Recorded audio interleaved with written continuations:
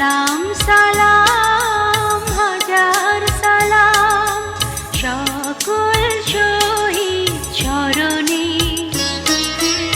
আমার হৃদয়ে রেখে যেতে চাই তাদের স্মৃতির চরণে। সালাম সালাম হাজার সালাম।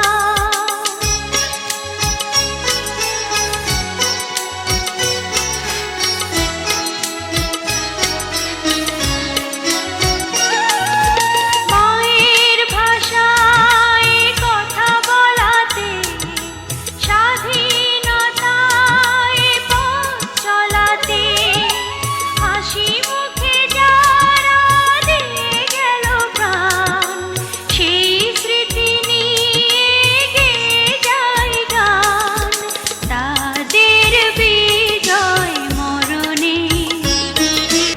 এটা আগ্রাবাদ বিদ্যুৎ সাব স্টেশনের এই গলিটা এত সুন্দর ছিল না, আশেপাশে বিল্ডিংও ছিল না। এই জায়গাতেই সাব স্টেশনটি ছিল। এটা এখন আধুনিক বিল্ডিং হয়ে গেছে। তো এই অপারেশন সম্পর্কে এখানে অপারেশনটা ইয়েতে ছিলেন ফয়েজুর রহমান। আমরা তার কাছ থেকেই ব্যাপারটা জানতে চেষ্টা করব। এখন যে জায়গায় দাঁড়িয়ে আছি এই জায়গাটা এক সময় একটা সাবস্টেশন ছিল। সাবস্টেশনের বাইরে ট্রান্সফরমার ছিল কাটাতার ধারায়। এখন এই জায়গাটা চেনাই যায় না, আমূল পরিবর্তিত হয়ে গেছে। এটা 71 সনে আমি জাফরুল্লাহ বোরহান, তারপর গরিবুল্লাহ, শফিক আহমদ মনসুর, আমরা এই 5-6 জন এখানে এসেছিলাম এটাকে ধ্বংস করার জন্য। আমি মূলত সাবস্টেশনের ভিতরে সাবস্টেশনটা ধ্বংস করার দায়িত্ব আমার ওপর ছিল এবং বাইরের যে ট্রান্সফরমার সেটা জাফরুল্লাহ বোরহান দায়িত্ব ছিল। তো আমরা এসে ট্যাক্সি নিয়ে এসেছিলাম, আমার এখনও মনে পড়ে। ট্যাক্সি নিয়ে এসে মোড়ে দাঁড়িয়ে কোথেকে আসছিলেন? মুঘলপুর থেকে এসে এখানে ট্যাক্সি দাঁড় করে আমরা 4-5 জন ভিতরে ঢুকি এবং আমি সাবস্টেশনের ভিতরে যাই এবং সেখানে অনেকগুলো আলমিরা ছিল।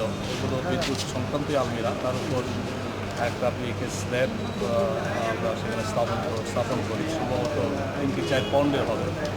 আর বাইরে ট্রান্সফরমার জাফরুল্লাহ বোরহান স্থাপন করে এবং এগুলো স্থাপন পরপরই আমরা বেরিয়ে যাই এবং 2-3 মিনিট পরেই একটি বাস্ট হয়, যেটা ট্রান্সফরমার স্টেশন সেটি বাস্ট হয়ে যায় প্রচণ্ড আওয়াজে এবং টোটাল সাবস্টেশনটি ধ্বংস হয়ে যায়। আর বাইরে যেটা ছিল সেটি যে কোনো কারণেই হোক, ফিউজের ইগনিশনের কারণেই হোক, ওটা কিন্তু বাস্ট হয় না। মজার ব্যাপার হচ্ছে ঘণ্টাখানেক পরে যখন আর্মি এটাকে টোটাল কর্ডন করে রেখেছে, আর্মি কর্ডনের সময় ওইটি বাস্ট হয়। সম্ভবত সেই সময় ইগনিশনটা আবার শুরু হয় এবং ওইটি বাস্ট হয় এবং তাদের চারপাশে অবস্থান দেখি সেটি বাস্ট হয়। আমার হৃদয়ে রেখে যেতে চাই তাদের স্মৃতির চরণে। সালাম সালাম হাজার সালাম।